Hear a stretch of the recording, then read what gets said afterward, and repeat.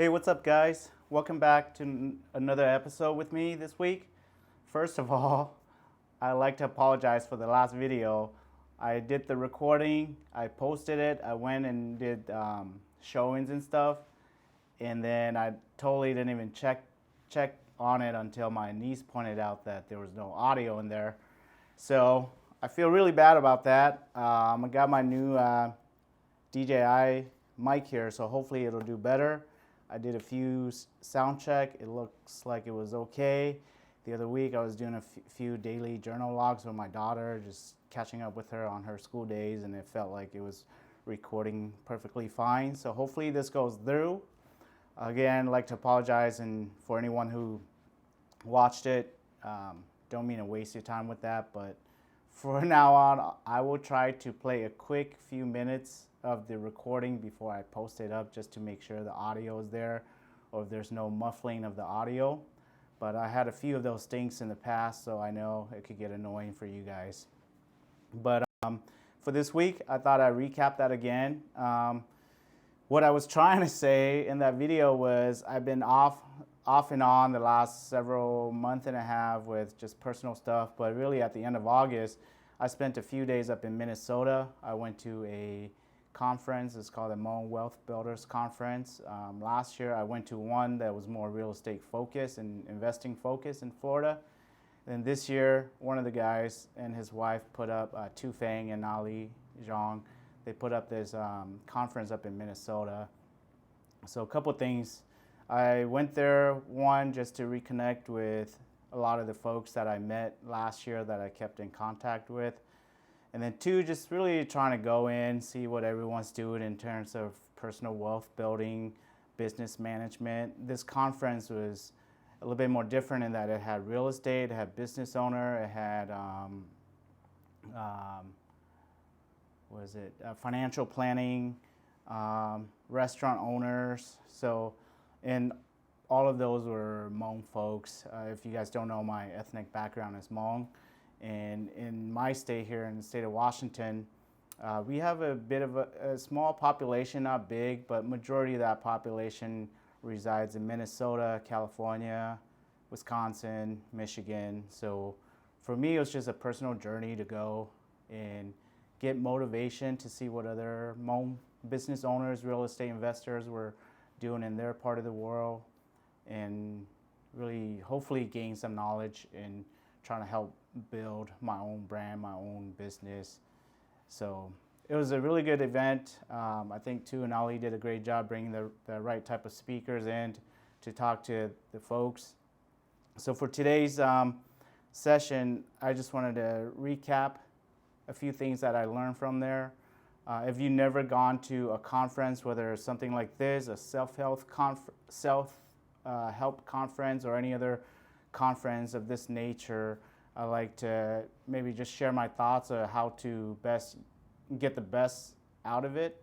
Because for me personally, for a long time, I avoided these type of things because I've always felt like there was not a lot of education in there, and I feel like that setting is not, like, I would go in with the mindset that, you know, if I pay X amount of dollars, I should get a, you know, A to Z, step-by-step blueprint how to succeed in whatever business they're talking about, right? And that's just not the right way to approach it, not the right mindset to go to one of these things. So I like to just share a little bit of that, not so much for folks who've done this, but more so for, you know, people who are kind of on the verge of trying to go into this thing or thinking about trying to invest money into someone's program or one of these conferences, and you're kind of going back and forth contemplating whether or not that's a good investment of your money, right? So hopefully that'll be of some help for you guys. And then after the session, if you feel like there's something in there that you want me to talk more about, feel free to comment or reach out to me directly. But that's kind of the goal for today's session, okay? So let me see. Let me start with three things that I took away from the conference that I will continue to help to implement in my daily workings and my continued chase towards my vision and my goal for my family and myself. Some of these are things that I feel like I kind of understood it to some extent already, but it was just refreshing to hear it from someone who's much more successful than I am talk about it too. Just reassures that, you know, I'm slowly going in the right direction. So the first takeaway I got was from a buddy of mine, Stephen Koo, and his wife. They were guest speakers there, and I think he's a great investor, real estate agent, real estate investor. The key thing that I got from his message, there were a lot of good things in there, but the three things that I took away from his message was just through the art of negotiation and what has worked well for him in the past, and I certainly will try to implement this into my own, journey in the future. And that is really one of the best ways that worked well for him was as he's going through any sort of deal that he's looking at. First, he's always looking to build rapport, build rapport with the seller, build rapport with the relationship that you believe is going to help close the deal or the transaction, and build any sort of long-term relationship. So rapport building is important. Going through observing and learning how to find what he considers the black swan or the key things in that transaction that will give you leverage to, ask for what you believe is a fair trade-off, right, with the seller or with the counterparty. And then the third thing, super simple, intuitive, but we never really think about it, right? Like just asking for the close, right? A lot of times we talk through it, we give our position, they give their position, but we never actually ask for the close. So something that was, again, I kind of understood this to some extent, but never really just practicing and articulating in that same way. So he did a great job of talking through that. The second piece of takeaway that I got was from Natalie Yang. She is the owner of 2 Chick-fil-A franchises. And I thought that her message and her talk on the type of leadership resonated really well with me. She did also share a lot of, personal struggles that got her to where she is, and I thought that was very important that she was able to be so vulnerable and just sharing a personal story. Every time I hear someone's success story, if I could glean back on the backstory, how they arrived there, that's always the bigger lesson for me. So I thought it was great that she was willing to share that with all the folks that were at the conference. But the biggest thing I learned from her was, the ability to scale, or in order to scale, it really comes through having a great system, but more importantly, and a great style of management in place that allows, your teammates, your employees, your colleagues to help you get to where you need to be, and not feeling like you're giving up too much control, right? And so that was through her talking points in her discussion on the servant leadership model, where instead of kind of building it from a top-down hierarchy, it's more really building it from the bottom up. And that was something that for me personally is my style of management and leadership as well. I've always felt like it's very difficult to do personally. So to hear someone actually live it and do it in a very successful way was reassuring to hear, because certainly I would like to manage my business in that same manner too, where, like anything else, if you build a solid foundation and you continue to stack from there, stability, longevity and culture will exist much longer than always directive from the top down. And that's my personal belief as well, but I also know that it's very difficult to do because, depending on the type of folks that you put in certain leadership roles, you're not there all the time. And every time, I think it's human nature for us, every time we relinquish a certain level of control, we always feel like that next person may not care about that specific role or responsibility as much as we do. But I think part of the art of that leadership skill to succeed is also your ability as a leader to trust in what the person is doing, and also being able to vet the right person with the right interests in the right roles. And she did go through, a lot of that. So that was my second biggest takeaway from the conference. Then lastly, the third one, which is always something that I gain a wealth of knowledge from. Anytime I hear this guy speak, I heard him speak last year in Florida. His name is JB Koo. He is a developer up in Minnesota. He also owns a bank. I have a huge amount of respect for him. I think all the people that I met in the last year and this year, I feel like every time I listen to him talk, the information is so high level, but it just clicks so easily in my head. And I think that says a lot about his ability to really just articulate extremely complex things in such layman's term that even someone like me can understand it so clearly, right? And so that's the biggest thing that I respect so much about this guy. And he had a keynote speaker at a dinner about generational wealth. A lot of good things were said, but one thing that always stuck with me the most is him talking about, when you are building longevity in terms of wealth, it's really important to have the decency and the self-respect to understand how important your character is and how important you carry yourself, and how that impacts everyone around you that's important to you, and the legacy that you're trying to display or achieve, right? So I always appreciate his level of intellect every time I hear him speak. So those were overall the three biggest takeaways that I got from it.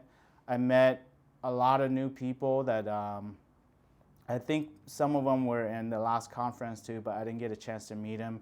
Anytime you go to these things, it's so much information given, very little time to kind of commingle with each other. And then when you do have time, you talk to one or two folks, and it takes such a long time already. So there were so many more people that I wish I have connected personally, but it's just not enough time for all of that.